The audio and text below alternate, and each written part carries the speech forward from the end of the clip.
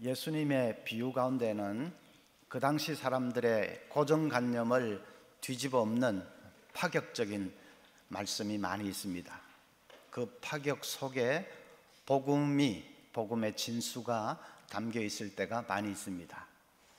오늘 읽은 이 비유의 말씀도 마찬가지입니다. 14절을 보면 내가 너희에게 이르노니 이에 저 바리새인이 아니고 이 사람이 의롭다 하심을 받고 그의 집으로 내려갔느니라. 하나님 앞에서 의롭다 함을 받는 사람은 바리새인이 아니고 세리라고 말씀하십니다. 예수님의 이 선언은 파격 중에서도 파격이 아닐 수가 없습니다. 왜냐하면 바리새인은 그 당시에 종교인들 중에서도 아주 대표적인 종교인이기 때문입니다. 그들은 경전을 연구하는 것에 최고의 가치를 두고 회당에서 열심히 성경을 연구하고 묵상하는 사람들입니다. 또 신앙도 철저해서 계명에서 규정하고 있는 것 이상으로 그 이상으로 지키려고 애를 쓰는 사람들입니다. 우리는 고신척이 보수신앙이라고 자랑을 하는데 바리새인들은 고신척보다도 훨씬 더 보수신앙을 가진 사람들이고 말씀을 그대로 믿는 사람들입니다. 유대인들의 정신적인 지주라고 할 수 있는 랍비들이 다 이 바리새파 출신들입니다. 그에 비해서 세리는 죄인의 대명사와도 같지요. 그들은 수단 방법을 가리지 않고 백성들로부터 세금을 긁어내어서 일정량을 로마에 바치고 나머지는 자기들이 다 착복하는 아주 탐욕스러운 사람들입니다. 대부분이 부자였지만 그 부는 백성들의 고혈을 짜내어서 얻은 부이기 때문에 아무도 그 세리를 가까이 하려는 사람이 없었습니다. 일제강점기에 친일파는 일본 순사들보다도 더 악랄하게 우리 민족을 괴롭히고 못살게 굴고 했지 않습니까? 로마의 앞잡이가 되어서 설치는 이 세리가 꼭 그와 같은 사람들이었습니다. 그런데도 예수님께서는 바리새인보다도 세리가 더 어렵다 그렇게 선언을 하시니까 진짜 이거는 파격 중에서도 파격이 아닐 수가 없지요. 마치 한경직 목사님과 저 청량리 율락가의 포주 두 사람이 나란히 하나님 앞에 나아갔는데 하나님께서는 한경직 목사님이 아니라 포주를 향해서 네가 다 어렵구나 하시는 것과 같습니다. 예수님께서 이렇게 파격을 말씀하시니까 저도 오늘 설교 제목을 조금 파격적으로 잡아보았습니다. 경건한 죄. 경건이 어떻게 죄가 될 수 있습니까? 나쁜 짓을 하는 것이 죄지 경건이 어떻게 죄가 될 수 있습니까? 그런데 그럴 수가 있습니다. 겉모양은 경건한데 속에는 무서운 죄가 도사리고 있을 수가 있습니다. 그러면 이제 한번 구체적으로 생각을 해보겠습니다. 바리새인들이 지은 경건한 죄가 무엇이었는가? 첫째는 기도하면서 짓는 죄였습니다. 11절 보면 바리새인은 서서 따로 기도하여 이르되 하나님이여 나는 다른 사람들 곧 토색, 불의, 간음을 하는 자들과 같지 아니하고 이 세리와도 같지 아니함을 감사하나이다. 바리새인은 지금 누구를 바라보면서 기도하고 있습니까? 토색, 불의, 간음을 행하는 자들을 바라보고 있습니다. 세리를 바라보고 있습니다. 아이고 저 형편없는 자식들, 저 더러운 자식들 하면서 그 사람들을 생각하고 있습니다. 말은 하나님이여 했지만은 그는 하나님을 바라보고 있지 않습니다. 사람들을 바라보고 있습니다. 그런 기도는 영적으로 아무 유익이 없습니다.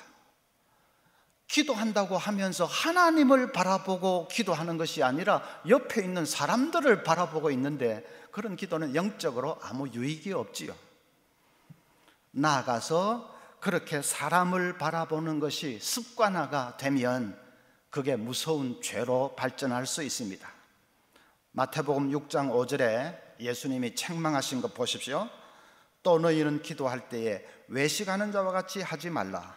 그들은 사람에게 보이려고 회당과 큰 거리 어귀에 서서 기도하기를 좋아하느니라. 내가 진실로 너희에게 이르노니 그들은 자기 상을 이미 받았느니라.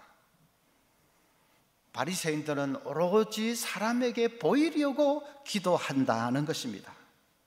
그들은 기도를 통해서 자기를 드러내려고 안달이 난 사람들입니다.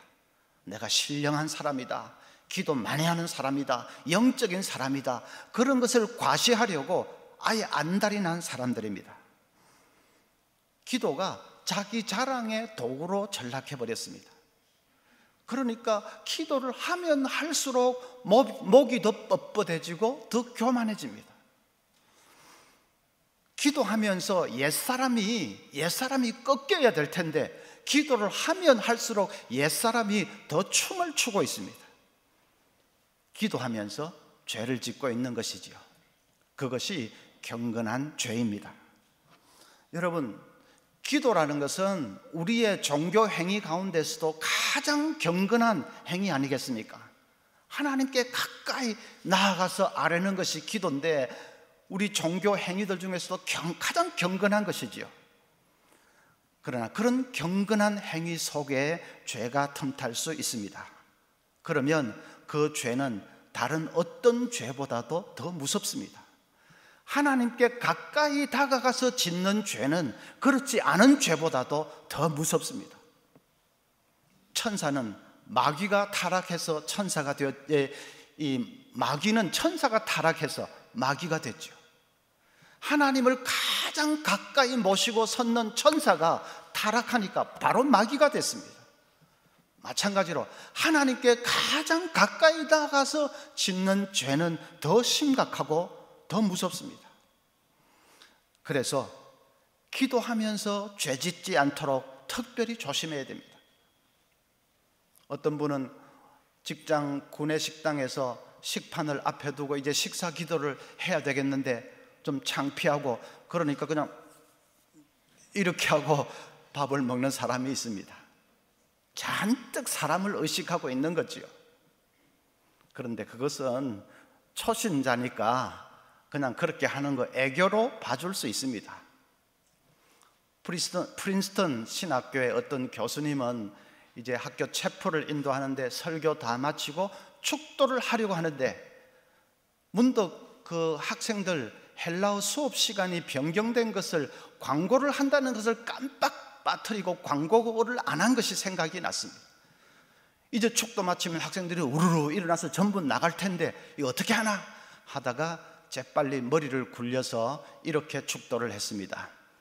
우리 주 예수 그리스도의 은혜와 하나님 아버지의 사랑과 성령의 교통하심이 헬라어 수업 시간이 3교시에서 4교시로 변경된 2학년 학생들 머리 위에와 나머지 사람들 머리 위에 영원히 있을지어다. 축도한다고 하면서 완전히 하나님을 바라보는 것이 아니라 사람 바라보고 있고 사람 상대하고 있는 거 아닙니까? 그래도 그런 것도 급해서 어쩌다가 한번 그렇게 하는 것이니까 애교로 봐줄 수 있습니다. 그러나 어쩌다가 급해서 한 번이 아니라 늘 사람 의식하고 사람 바라보고 기도하는 것이 고착화되고 습관화가 되어버리면 그것은 문제가 심각한 것입니다. 어떤 사람은 기도한다고 하면 늘 어떻게 하면 좀 고상한 문구를 사용할 수 있을까 그걸 생각합니다. 어떻게 하면 좀 영적인 표현을 할 수가 있을까? 어떻게 하면 사람들에게 좀 감명을 줄 수가 있을까? 그것을 생각합니다. 어떻게 하면 사람들에게 감동을 주고 좀 내가 영적인 표현을 잘 할 수 있을까? 그 생각이 꽉 차 있는 사람이 기도하면서 하나님을 바라보고 기도하고 있습니까? 사람을 바라보고 기도하고 있습니다. 어떤 분은 대표 기도할 때에 자꾸 교인들을 가르치려고 하는 사람들이 있습니다. 오늘날 교회가 이렇게 되었습니다. 오늘날 교인들이 이렇게 잘못되고 있습니다 하는데 가만히 들어보면 그건 하나님께 기도라기보다는 교인들을 가르치려고 합니다. 너희들 이런 거 좀 알아라 하는 식으로 가르치려고 합니다. 그것은 엄밀히 말하면 기도가 아닙니다. 설교지요. 기도하면서 설교하지 않도록 조심해야 됩니다. 설교하는 것은 사람을 바라보고 있는 것이죠. 자, 그런 것보다도 더 잘못된 것은 아까 말씀드린 대로 기도를 통해서 자기를 과시하려는 것입니다. 내가 기도 많이 하는 사람이다, 신령한 사람이다 하는 것을 자랑하고 과시하는 것입니다. 기도를 통해서 자기를 드러내려고 하는 것입니다. 그런 분들은 분명히 기도 많이 하는 분들입니다. 기도 많이 하고 있습니다. 그런데 문제는 기도를 하면 할수록 죄를 짓는 것입니다. 그것이 경건한 죄입니다. 유대인들이 기도할 때에 가장 중요하게 여기는 것이 하나 있습니다. 카바나라고 하는 것입니다. 카바나는 마음의 방향이라는 뜻입니다. 유대인들은 기도를 할 때 제일 중요한 것이 마음이 어디로 향하고 있느냐, 마음의 방향이라고 생각했습니다. 마음이 하나님을 향하고 있느냐, 마음이 사람들을 향하고 있느냐, 그것이 가장 중요하다고 생각했습니다. 그래서 하시딤이라는 경건한 유대인 이 종파는 기도할 때에 먼저 마음을 하나님께 집중하는 시간을 따로 가집니다. 기도합시다 하면 무조건 막 주저리 이렇게 아뢰는 것이 아니라 먼저 마음을 하나님께로 집중하는 시간을 따로 가졌습니다. 그런 다음에 이제 기도를 시작했습니다. 그것이 카바나입니다. 우리도 이 카바나를 잘해야 됩니다. 마태복음 6장 6절에 너는 기도할 때에 내 골방에 들어가 문을 닫고 은밀한 중에 계신 내 아버지께 기도하라. 은밀한 중에 보시는 내 아버지께서 갚으시리라. 기도할 때 골방에 들어가라 한 것은 꼭 장소적으로 골방, 다락방이어야만 된다 그런 뜻은 아닙니다. 세상과 차단하라는 말입니다. 사람들 의식하는 것을 차단하라는 말입니다. 그래서 오직 하나님과의 그 1대1의 만남이 되어야 한다 그런 말입니다. 세상과 나는 간 곳 없고 구속한 주만 보이도다. 그대로 세상도 간 곳이 없고 심지어는 내 존재마저도 다 내려놓고 구속한 주만 보이도다. 그것이 이제 기도이죠. 여러분 이제 돌아가시면서 번갈아 가면서 대표 기도를 하시는데 이 자리에 서서 대표 기도 하실 때도 사람 의식하지 마십시오. 사람들이 내 기도를 어떻게 생각할까? 그런 생각은 아예 내려놓으십시오. 하나님만 똑바로 바라보고 기도하셔야 됩니다. 정말 이 강단에 섰을 때도 세상과 나는 간 곳 없고 구속한 주만 보이도다. 그렇게 기도하셔야 됩니다. 대표 기도뿐 아니라 모든 기도가 다 마찬가지입니다. 사람 생각하면 주눅이 들기 시작합니다. 그리고 기도하면서 말이 자꾸 더듬거려집니다. 사람들이 내 기도를 어떻게 생각할까 거기에 잔뜩 신경이 쓰이기 때문에 좀 주눅이 들고 말이 더듬거려집니다. 그런데 하나님만 바라보면 기도가 간절해집니다. 내가 지금 하나님 앞에 섰는데요, 하나님 앞에 지금 아뢰기를 시작했는데요, 그러니까 기도가 절실해지고 간절해집니다. 뭐 그런다고 100% 안 더듬는다 그런 건 아닐 수 있지만 그래도 분명히 달라집니다. 사람 생각하면 뭔가 자꾸 내가 뭐 기도를 제대로 하고 있나, 표현이 제대로 되고 있나 자꾸 주눅이 들지만 하나님 앞에 아뢰기 시작하면 기도가 절실해지고 간절해집니다. 기도할 때도 고람되어 하나님 앞에서 기도해야 합니다.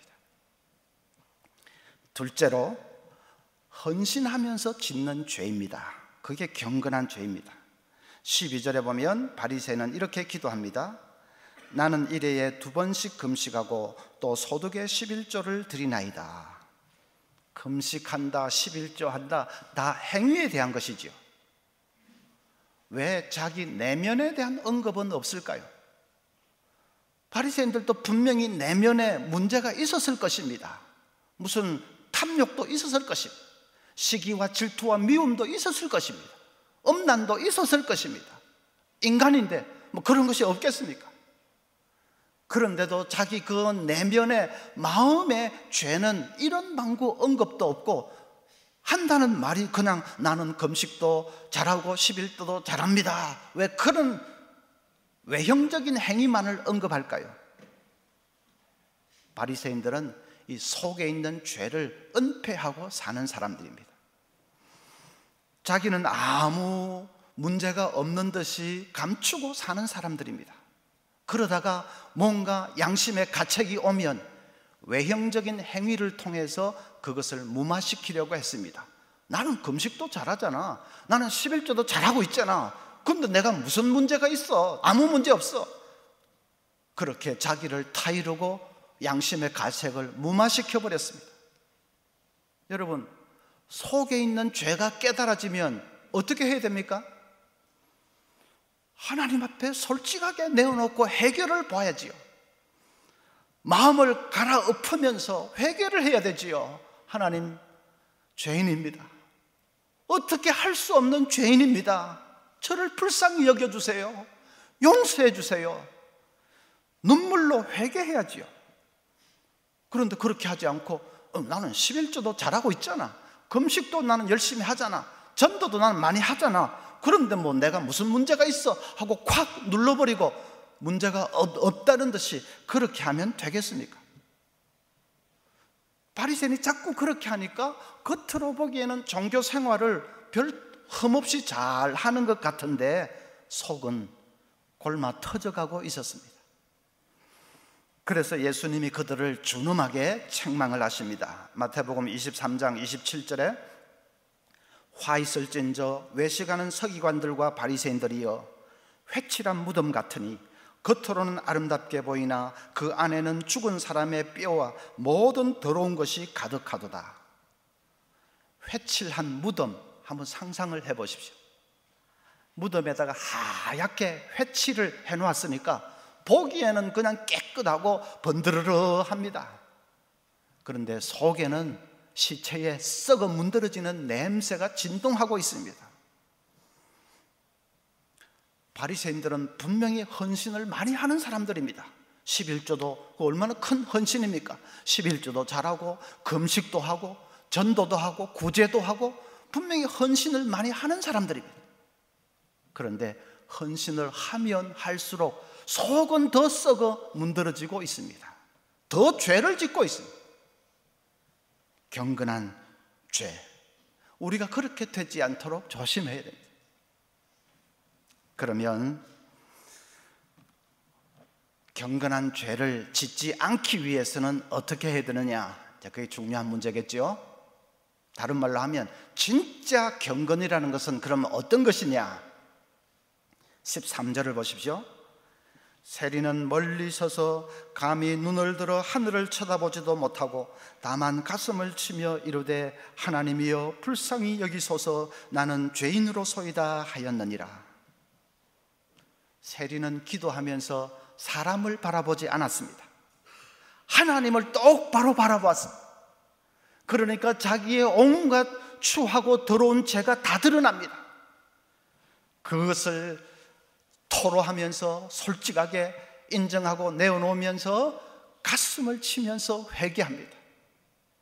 그는 세리는 나는 11조도 잘하는데 무슨 문제가 있냐, 나는 금식도 잘하는데 그렇게 하지 않았습니다. 자기 속에 있는 죄를 있는 그대로 인정하고 그걸 내어놓고 가슴을 치면서 눈물로 회개했습니다. 그것이 진짜 경건입니다. 여러분, 외형적인 어떤 종교적인 행위를 가지고서 커버하려고 그렇게 하지 마십시오. 자기 지위를 가지고서 커버하려고 하지 마십시오. 내가 장로인데, 내가 권사인데 내가 무슨 문제가 있어, 그러지 마십시오. 내가 목사인데 무슨 문제가 있어? 괜찮아 나는. 그러지 마십시오. 사람에게는 묘한 보상 심리가 있습니다. 내가 목사로서 교회를 이만큼 부흥시켰으니까 조금 잘못해도 하나님 봐주실 거야 하는 그런 보상 심리가 있습니다. 큰 교회 목사님들이 사고치는 이유가 그래서입니다. 내가 교회를 이 정도로 부흥시켰는데 조금 잘못해도 봐주셔야지, 봐주실 거야, 교인들도 그것도 이해를 해야 돼. 그래서 재정비리도 일으키고 여자 문제도 일으키고 하는 것입니다. 그러나 그 보상심리는 사탄의 속삭임입니다. 야고보 3장 1절에 내 형제들아 너희는 선생된 우리가 더 큰 심판을 받을 줄 알고 선생이 많이 되지 말라. 보상심리가 아니라 더 큰 심판이 기다리고 있다고 했습니다. 목사, 장로, 권사 이런 중직자들은 어떤 의미에서는 하나님 앞에 더 가까이 나가 있는 사람들 아닙니까? 그들이 죄 지으면 더 큰 심판이 기다리고 있습니다. 하나님께 가까이 나아가서 짓는 죄는 그렇지 않은 죄보다도 더 무섭고 심각하다고 했습니다. 그래서 그 경우도 마찬가지입니다. 그래서 엉터리 같은 그 보상 심리는 다 내려놓고 언제나 하나님 앞에서 자신의 실상을 바로 보십시오. 그리고 눈물로 회개하는 것입니다. 마음을 갈아엎으며 회개하는 것입니다. 마치 예수 처음 믿을 때 눈물 콧물 흘리며 회개했듯이 그렇게 아무리 장로라도 아무리 목사라도 그렇게 회개해야 됩니다. 그것이 진짜 경건입니다. 여러분, 세리는 회개하고 나서 삶이 변했을까요? 안 변했을까요? 변했습니다. 그렇게 정말 사람 보지 않고 하나님 바라보고 그래서 자기 죄를 깨닫고 진심으로 회개를 하는데 그 삶이 변하지 않겠습니까? 변했습니다. 삭개오 보십시오. 삭개오는 세리장입니다. 세리 중에서도 두목입니다. 그러니까 보통 세리보다도 훨씬 더 나쁜 사람입니다. 그런데 그 삭개오가 예수님 만나서 완전히 변했지 않습니까? 누가복음 19장 8절 보면 삭개오가 서서 주께 여짜오되 주여 보시옵소서 내 소유의 절반을 가난한 자들에게 주겠사오며 만일 누구의 것을 빼앗은 일이 있으면 내 갑절이나 갚겠나이다. 그 탐욕스럽던 사람이 완전히 새 사람이 됐습니다. 예수님께서 9절에 이렇게 말씀하십니다. 예수께서 이르시되 오늘 구원이 이 집에 이르렀으니 이 사람도 아브라함의 자손이미로다. 여러분, 우리도 마찬가지입니다. 간절히 자기의 실상을 바라보고 회개하는 사람은 삶이 변합니다. 무엇보다도 성령님을 간절히 찾게 됩니다. 내 힘으로는 죄의 유혹을 이길 수 없는 줄을 알기 때문에 성령님을 간절히 찾고 의지하게 됩니다. 마태복음 5장 6절에 의에 줄이고 목마른 자는 복이 있나니 그들이 배부를 것이며, 의에 줄이고 목마르다 하는 말은 의를 너무나 사모해서 갈증이 나서 견딜 수 없을 정도가 된다는 말입니다. 의를 너무나 사모해서 내 온 영혼이 저리고 아픈 정도가 된다는 것입니다. 우리가 성령을 사모하는 것도 꼭 그렇게 사모해야 됩니다. 너무나 성령님을 사모해서 갈증이 나서 견딜 수 없도록, 너무나 성령님을 사모해서 내 영혼이 저리고 아픈 고통마저 느낄 정도로 그렇게 성령님을 사모해야 됩니다. 내 힘으로는 거룩한 삶을 제대로 살아드릴 수 없는 것을 알기 때문에 그렇게 성령을 의지하고 성령을 찾고 사모하고, 그래서 성령 충만해서 새로운 사람으로 사는 그것이 진짜 경건입니다. 뭘 가지고 카바를 하고 감추고 그런 게 아니고요. 저와 우리 모든 성도님들 진짜 경건한 삶을 살 수 있기를 간절히 소원합니다. 기도할 때마다 사람 바라보지 말고 하나님 바로 바라보면서 하나님 앞에서 내 모습을 깨닫고 정말로 진정으로 눈물로 회개하는 삶이 있으시기를 바랍니다. 그리고 이제는 나에 대한 기대는 다 접고 오직 성령님, 찾고 의지하고 사모하고, 그래서 성령의 인도하심 속에서 진짜로 거룩한 삶을 살아드리는 참된 경건을 우리 모두가 이룰 수 있기를 간절히 소원합니다. 한번 기도하겠습니다.